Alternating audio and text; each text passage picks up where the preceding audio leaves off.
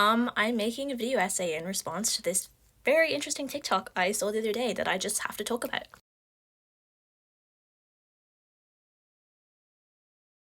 So if you didn't catch it already, go back and watch that TikTok and pay attention to the wording of it and just the overall concept of it. So I'm first going to ask you a question that might seem a little unrelated, but just hear me out. What is the difference between appreciation, romanticization, and fetishization? Just think about it for a minute. I'm now going to give you the dictionary definitions of these three terms. They are important for what I'm going to say. So, Cambridge Dictionary defines appreciation as the act of recognizing or understanding that something is valuable or important. For me, appreciating religion is practically any time I go into a church. For example, in the small town of Lucca in Italy, we once visited this church called San Michele in Foro, and it's located on this piazza, which used to be the Roman Forum. And it's beautiful Romanesque architecture, and there's even a relic of the pilgrim saint San Divino Armino in there. You can literally see his mummified body in a tomb, which, I'm not going to lie, kind of freaked me out at the time, because why am I looking at a dead body in a church? However, I was able to respect and admire and appreciate the beauty and just the energy in that church with all the people who did actually come there to worship, and we could be respectful and just appreciate the beauty of that building and what it represented without actively taking part in the religion. Even just closer to home, going to a Catholic school, we had, somewhat regular masses, and the church that we went to had beautiful mosaics on the wall and stained glass, and I love stained glass, and I think it's most prolific in churches. In my future home, I want to incorporate some kind of stained glass almost as an ode to it, not stained glass of, say, a saint or something, but I was inspired by it because I see it most in churches, and it is just so beautiful. That is me appreciating religion, and I think that is totally okay, and people should do that. But then what about romanticization? Now, we've heard this term usually a lot on kind of these internet spaces, romanticizing something, and it's usually something we don't want to do to make it more bearable. So romanticization, a relatively kind of new term, I feel, is defined as to talk about something in a way that makes it sound better than it really is, or to believe that something is better than it really is.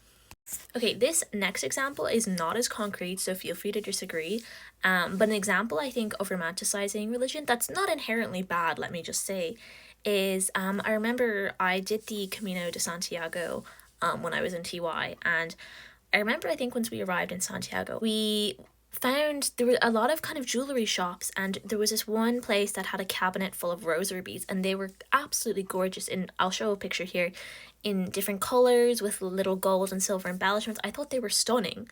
But looking at this photo now, I'm thinking, okay, we've just romanticized rosary beads, because if you think about it, at least to me, the idea of counting rosary beads while repeating prayers is quite mundane, quite repetitive. But we've made them beautiful now, so we've romanticized this. We're making it better than it actually is, because at the end of the day, we're just counting beads. But hey, they're beautiful. This isn't exactly bad, but it is an example of romanticization if you just look at the Vatican Church. Romanticization in a nutshell. The amount of money they have spent on making their churches beautiful to make the Catholic religion better than it is, or appear better than it is because of how beautiful it is. In Protestantism, they pride themselves on the fact that they try not to romanticize the religion as much and keep it down to the fundamentals. That's why Protestant churches are often more bare, because it's more about the religion itself rather than, making it beautiful. Then we have fetishization, and that's where it sort of changes.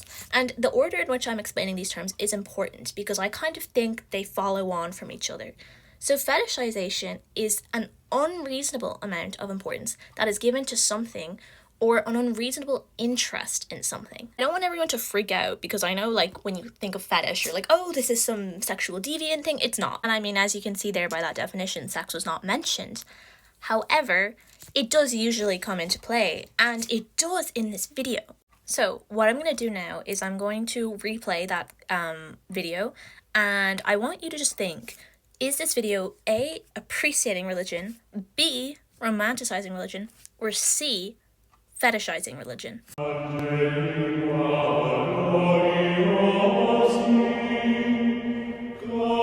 Okay, so what do you think?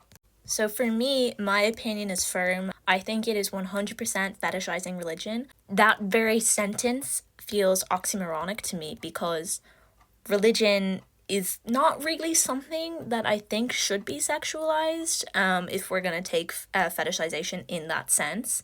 And yet it is. Now, maybe you think I'm reaching and you think, no, it stopped at romanticizing religion. It's not fetishizing. There's nothing sexual about that video. Well, I want you to just think about some of the words they used in that video. And I'm going to provide like some photos of some of the things they were trying to describe. So some words that kind of stick out to me as reaching beyond just romanticization are raw knees, as in we're visualizing someone praying. Then we have candle wax on fingers. We have hair smelling of incense smoke. This, by the way, I think is significant if you consider the amount of religions out there that consider hair as sacred and an intimate part, which is why so many of the religions, especially Abrahamic religions, practice veiling for women. The fact that we're explicitly mentioning it there is interesting to me. Although it should be noted that the creator of this video is not Christian. She practices Baltic Paganism, so they have different ideals on modesty, but just in a meta sense, I think it's interesting. And finally, which for me is the one that immediately I thought, okay, this is fetish content, is telling men they can't hit. And at that point, I was just like, okay, we're not romanticizing religion here. This is some strange way to almost claim moral high ground, and also linking back into purity culture, which I hate. And see, I think perhaps up until this point, this video could just pass as someone romanticizing religion, and perhaps they're just poetic and they like using aesthetic language and all that.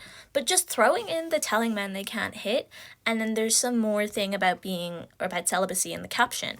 And just to clarify real quick, I have nothing against celibacy. I think every woman has the right to do with whatever she pleases with her own body. However, it's the way it comes across. This person seems to place themselves, they pride themselves on the fact that they're so religious, they're so pious, they don't let men touch them. But I just think it's insanely hypocritical to then demonize sex and, I'm so pure. But then you've literally just, in the other half of your TikTok, actualized your whole religion. And even just the way the girl's presenting herself, and I'm not hating, I think her outfit is gorgeous, I would wear it myself. But for her overall message, it feels like a discrepancy. And just to clarify, I'm not saying that to be pious, you have to be modest, because not every religion values modesty the same way others do. I just think it's interesting because typically when you see people pride themselves on, celibacy and their chastity, they kind of like to present themselves in such a way that reflects it almost. Again, I'm not saying that it has to be that way, that just typically is how it is, so that's why it feels like a discrepancy to me. And then just in the overall sense, because of that fact, it feels like this person has kind of found this way to reject men. And I mean, all the power to you, we should reject men. But I just don't know if, in order to gain that self-importance, in order to gain the authority, the ability to be able to just, no, I'm actually okay being single, I don't know if you have to fetishize religion to do it. And if you're gonna pride yourself on being celibate, all the power to you, totally respect. I just think it's a bit weird if, at the end of the day, that's the reason why you're promoting your religion. So you can reject men. Like, there's other ways. And then in doing so, it just kind of weakens the whole concept of the video, where it's like, oh, okay, so your religion is really cool, but at the end of the day, it's kind of for a more shallow reason. And like, all this to say, people have been fetishizing religion for a long time. If you look up Halloween nun costumes, you scroll down far enough and you will find a sexualized nun costume almost immediately. Short skirt, fishnets. I'll insert some pictures up here just so you can see, you know what I'm talking about.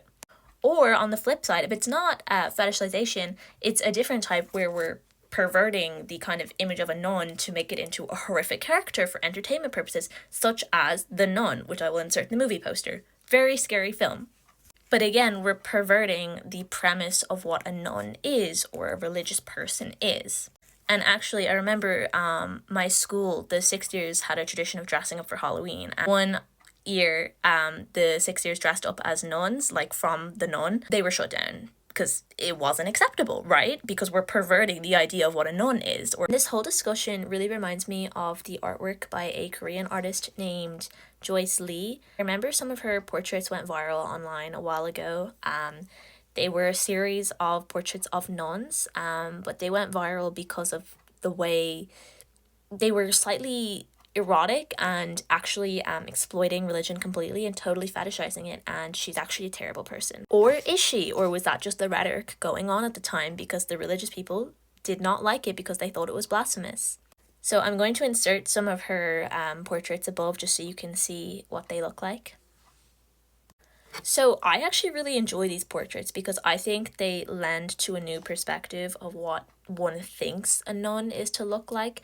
And I don't think the goal is to fetishize religion as in to just make it some kind of sex object. I don't think that was the artist's goal, and I've actually gathered what she said about her art just to kind of back up her point. So here's what she said about the portraits. I believe art should get people talking. My goal is to create pieces that not only catch the eye, but also encourage people to see the world around us in new ways. By presenting nuns as complex characters with desires, I invite viewers to reconsider their perceptions of faith. So here, unlike the TikTok that I'm basing this whole video on, the artist's intention is for a greater purpose, I feel, than to reject men, which I think maybe a more shallow reason to promote religion. This one is actually not necessarily promoting religion, not necessarily besmirching religion, but promoting inclusivity and having a wider worldview. Now, I understand not everyone would have that opinion, and I can totally understand why people would think these portraits are sacrilegious, and I will show you some comments from some people who did not like the portraits. This person says, "Oh wow, you conflated the aesthetics of Catholicism with the aesthetics of softcore porn. Nobody has ever done that before. The originality is off the charts." Another person says, "Unoriginal, tacky. There is some attempt at being transgressive. It wouldn't have been so even 100 years ago." So these people aren't too happy with this art, and do I think it's fetishizing religion? Probably a little bit. But is fetishizing religion at the end of the day a bad thing? Maybe not. Maybe it's just not what we expect, therefore we think it's bad. Or perhaps it's just the dichotomy between religion itself and sex. Are they things that can coexist when they're so frequently regulated? Oh, there's so much taboo with sex in religion, and this whole concept that when you're religious you have to wait to have sex, to have before marriage, all that kind of thing. Everything is so regulated. Maybe that's why we have a problem. Sex is intrinsically related to fetishes and back and forth. So then when that's put together with religion, it messes us up and we don't know how to feel about it. At the end of the day, what I'm trying to say is this original TikTok I saw, is that girl wrong for what I think is sort of fetishizing her religion? Not necessarily, because you know what? It sparked this discussion and this thought process in me, and I actually ended up learning something about her religion. Like I said, she was a Baltic pagan, which I never knew anything about until that TikTok. So maybe her message got lost because of the way she portrayed the video, or maybe most people just saw the romanticisation and stopped it there and didn't look any further and thought that was a cool video. Because in fairness, it was a cool video, and I enjoyed her outfit and I enjoyed her descriptions. I just thought they were interesting in the context of her video. So as my closing sort of content, I am going to insert a video from Fleabag. I love this show. I think it is so funny. And if you've ever watched Fleabag, you know there's a storyline involving a priest, and to a certain extent the sexualization of a priest. So very fitting. I want to fuck a priest. Catholic? Yes. A good one? Yes. Oh, I love that clip. It's so outrageous. What do you mean you want to with a priest? The one thing we should not sexualize, because he represents purity, he is chaste, he is a follower of God, and you want to do... It's such a strange dichotomy, sex and religion, and yet they live side by side. And just the fetishization of religion, and is it okay? I think so long as it is not unfairly influencing anybody, media will do what media does and people will take it as they will. I think we should always appreciate things. I think a little bit of romanticization from time to time is okay, so long as we do not become disillusioned. And when fetishizing, I think we just must be respectful of the context, and perhaps in religion, if something is meant to be sacred, perhaps we should just keep it sacred. So that's a wrap. If you made it to the end of the video, thank you so much for watching and listening to the extensive yap. I tried my best to keep it brief, but I really didn't. But I hope you learned something new. And I just wanted to reaffirm once again that I am not hating explicitly on anyone mentioned in this video. They were just food for thought, and I hope you learned something new.